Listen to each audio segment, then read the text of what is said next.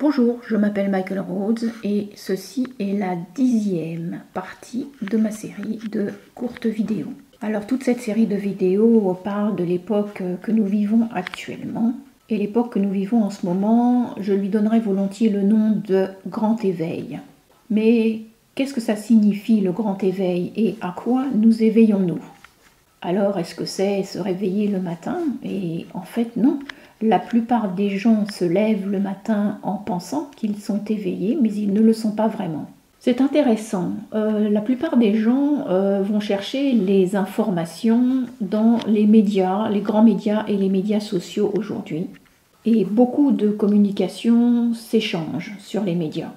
Mais je suspecte qu'il y ait une habitude bien ancrée qui est la suivante, c'est que quand on voit quelque chose, on n'y croit pas. Je n'y crois pas et je ne veux même pas le regarder. Et c'est comme ça qu'on reste endormi. Le grand éveil nécessite que vous regardiez en face, même ce que vous ne croyez pas, avec une certaine ouverture. On va considérer par exemple cette grande théorie de la conspiration. Les théories de la conspiration sont là depuis des années et même des dizaines d'années. Et alors, est-ce que c'était vraiment seulement des théories? Il semblerait aujourd'hui que ce soit révélé au grand jour et qu'on s'aperçoive que ce n'est finalement pas de la théorie. C'était simplement des réalités de conspiration. On peut prendre les tours de New York par exemple, les Twin Towers. Cette théorie que ce sont deux avions qui se sont simplement télescopés dans ces tours a été complètement démontée. Mais vous pourriez très bien dire, mais c'est complètement faux, d'ailleurs je n'y crois pas, je les ai vus ces deux avions se précipiter dans les tours. Mais on peut voir aussi comment tout cela a été arrangé pour faire passer quelque chose de complètement différent. Ça a été en fait une grande manipulation d'explosifs qui n'ont fait aucun cas d'aucune vie humaine. Alors vous direz, mais je ne peux pas y croire parce que personne ne ferait une chose pareille. Mais je suis désolée, votre système de croyance va devoir être révisé. Parce qu'il y a effectivement des gens qui font ça. Il y a des gens qui tuent, qui assassinent, qui violent et qui se moquent complètement des autres gens. En tant qu'espèce, nous ne sommes pas une espèce qui prospère et qui se porte bien. Alors, quand vous êtes sur les médias sociaux et que vous voyez une publication pour laquelle votre première réaction ce serait « je n'y crois pas », eh bien lisez-la. Essayez de trouver en vous une ouverture et lisez-la. Dites-vous, il est possible que je me trompe. Il y a une possibilité que tout cela soit réel. Vous n'êtes pas obligé de le prendre pour vous en tant que croyance, mais il faut y jeter un regard ouvert. Alors le grand éveil consiste à voir que les gens qui ont le contrôle partout, ces espèces de personnes qui tiennent les ficelles des marionnettes que nous sommes, n'ont pas forcément nos meilleurs intérêts en vue. Ils ne nous tiennent pas à cœur et d'ailleurs je ne suis même pas sûre qu'ils aient un cœur finalement. Je pense qu'ils ont plutôt des pierres à la place du cœur. Alors ils ont un programme et ce programme n'est pas à notre intérêt ni pour notre bien-être. Il s'agit de leur bien-être à eux, c'est 1% de gens. Et les 99% autres vont en payer le prix. Alors le grand éveil va consister à voir que peut-être ça pourrait être vrai. Alors bien sûr, vous pouvez rester complètement endormi et clamer que vous n'y croyez pas du tout. En fait, nous sommes dans une époque où il n'y a pas simplement un grand éveil.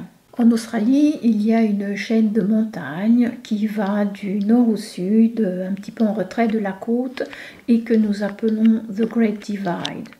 Et en fait, c'est une ligne de partage. Nous sommes à cette époque où il y a un grand fossé. Et nous sommes dans cette période de grand fossé parce que la population est en train de se diviser. Il y a ceux qui ne croient pas et qui veulent rester toujours dans ce qu'ils connaissent déjà, dans ce qu'ils croient encore. Ils ne sont pas ouverts. Et il y a ceux qui s'éveillent, qui s'ouvrent, ce qui pourrait être ou qui est vraiment. Donc nous sommes dans une époque de grand éveil et aussi de grande division, d'un grand fossé. Alors, de quel côté allez-vous vous trouver dans cette grande division? Si on regarde notre montagne en Australie, notre chaîne de montagnes, eh bien, quand on va du côté de l'intérieur, plus on s'avance, plus ça devient sec et désolé. Et puis de l'autre côté, le paysage devient de plus en plus vert jusqu'à ce qu'il atteigne l'océan. Allez-vous aller du côté où les choses sont de plus en plus désertiques, où il y en a de moins en moins de choses dans votre vie? Ou bien allez-vous choisir d'aller du côté de la division qui vous amène vers un pays beaucoup plus riche et vert? Et c'est à vous de faire le choix. Et si vous dites « je ne crois absolument à rien de tout ça », eh bien c'est votre choix. Simplement par votre manière de penser, vous faites des choix. La manière dont vous pensez des autres gens, ce sont des choix. Nous passons notre vie à faire des choix. Trump, quand il parle, génère des levées de boucliers et bon, soyons honnêtes, il le mérite. Il fait les choses à peu près autant de travers qu'il le pourrait. Mais c'est un être humain et je ne crois pas que ses intentions soient mauvaises, même si ses actions semblent le refléter. Je le considère comme un être humain et je lui donne le bénéfice du doute, parce qu'il fait de son mieux. En fait, c'est un homme d'affaires new-yorkais. Ce n'est pas un politicien.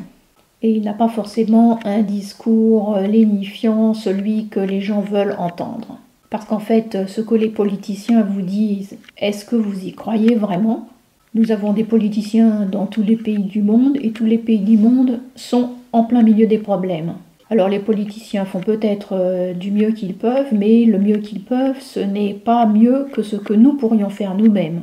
Et en plus, nous avons des politiciens qui sont capables d'utiliser le langage et leurs mots pour nous tromper. Et ça continue et nous sommes toujours en train d'assister à ce même jeu stupide. Je suppose que Trump est arrivé au pouvoir précisément parce qu'il n'est pas un politicien. Certainement, il n'a aucune capacité pour être le leader d'un pays, vu de mon côté du monde. Mais je ne vais pas lui en tenir rigueur parce que je crois que rien n'arrive par hasard. Et je vois le monde d'une manière très différente de celle de beaucoup de gens. Je ne regarde rien de ce qui se passe comme mauvais ou faux. Je regarde tout ce qui se passe comme une époque catalytique, une époque qui catalyse. Et pour moi, Trump est probablement un catalyseur avant tout.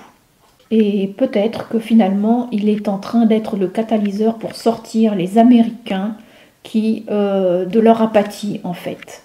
L'apathie dans laquelle ils se sont perdus. Et l'apathie se produit dans les pays où les gens ont à peu près tout ce qui est possible d'avoir, sauf si vous êtes absolument sans espoir. Et à ce moment-là, quand vous n'avez rien, eh bien, ça vous atteint avec dureté. Et il y a trop de gens qui n'ont rien en Amérique et dans le reste du monde. Alors, pour en revenir à cette histoire de grand éveil, il y a de meilleures manières de diriger des pays, il y a de meilleures manières de faire avancer le monde. Ce qu'on prévoit pour nous, c'est une société sans argent. Alors, il faut un petit peu réfléchir à ça. Cela veut dire que vous n'avez plus de marché même du week-end, que vous n'avez plus d'argent dans votre poche, plus de petites transactions. Donc vous serez complètement contrôlé parce que tout va être enregistré grâce à vos moyens de paiement. Alors la direction qui nous est imposée, ce contrôle de la pandémie, prétendue pandémie, oui, il y a beaucoup de gens qui meurent avec la Covid-19. La plupart sont très âgés, la plupart sont malades. Nous savons aussi que leur nombre a été largement exagéré. Il n'y a pas beaucoup de doute à ce sujet. Alors personne ne dit que ça ne s'est pas produit, mais une pandémie, mais on n'a même pas encore atteint le nombre de morts par la grippe ordinaire de toutes les années. Et une année particulièrement terrible pour la grippe atteint des nombres qui n'ont absolument même pas été touchés ou approchés avec le Covid. Mais si tout le monde pense pandémie, que pensez-vous que nous allions obtenir? Si vous pensez qu'il s'agit d'une pandémie et que tout le monde est focalisé sur cette histoire de pandémie, et comme tous les êtres humains sont des êtres de création, alors si tout le monde pense pandémie, alors les humains vont obtenir une pandémie. Et celle que nous sommes en train de vivre apparemment va juste être un petit galop d'essai. Faites bien attention ce sur quoi vous vous focalisez.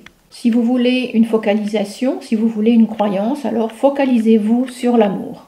Croyez en l'amour. Croyez que vous êtes un être divin, que vous êtes un être d'amour et de lumière. Voilà une bonne croyance à conserver. Et si vous maintenez cette focalisation et cette croyance, alors vous allez vous éveiller. Vous éveiller à une vérité plus élevée que celle des temps que nous vivons en ce moment. Merci bien.